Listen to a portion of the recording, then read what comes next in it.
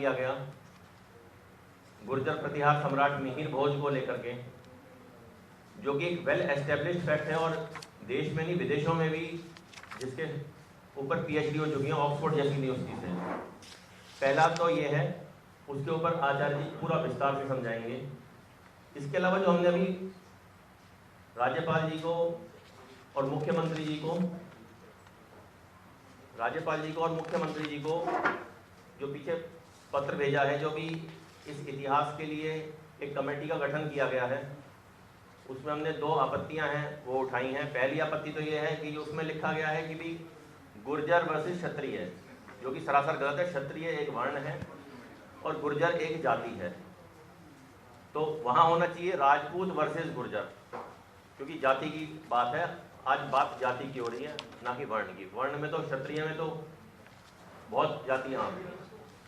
दूसरी मांग हमारी जो मुख्य मांग ये है वो ये है, हम उसके मुख्य पक्षकार हैं, हम पार्टी हैं उस केस में, और उसमें हमसे अनुमति लेनी चाहिए थी सरकार को कि भाई किस प्रतिनिधि को उसमें रखा जाए।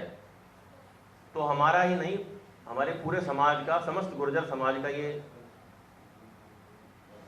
कहना है और ये मांग है सरकार से कि उसमें हमारे जो प्रतिनिधि रखे जाएं वो आचार्य वीरेंद्र विक्रम जी रखे जाएं। सब ये चाहते हैं कि जो इतिहास में एक इस्टेब्लिश सत्य है, जो स्थापित सत्य है, वो ये है कि 6वीं शताब्दी से लेकर के और 13वीं शताब्दी तक इतिहास में ये काल गुर्जर काल है।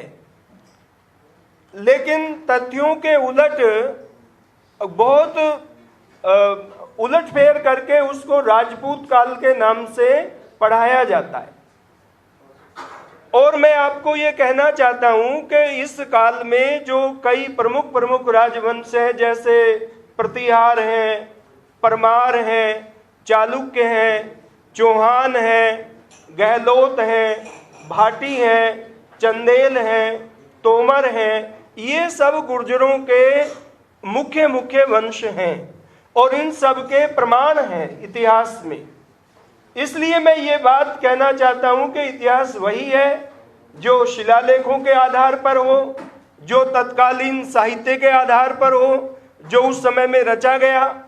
इतिहास वही है जो फॉरेनर उस समय पर आए, विदेशी यात्री जो उस समय पर आए, जो उन्होंने आंखों देखा वृतांत लिखा, जो उसके आधार पर हो, या जो लिंग्विस्टिक आधार पर हो, जो कई प्रकार की हमारी परंपराएं हैं, जो कई प्रकार के हमारे वंशानुक्रम से चलने वाली चीजें हैं, उन सबको बेस बना करके इतिहास की सच्चाई को रखा जाता है।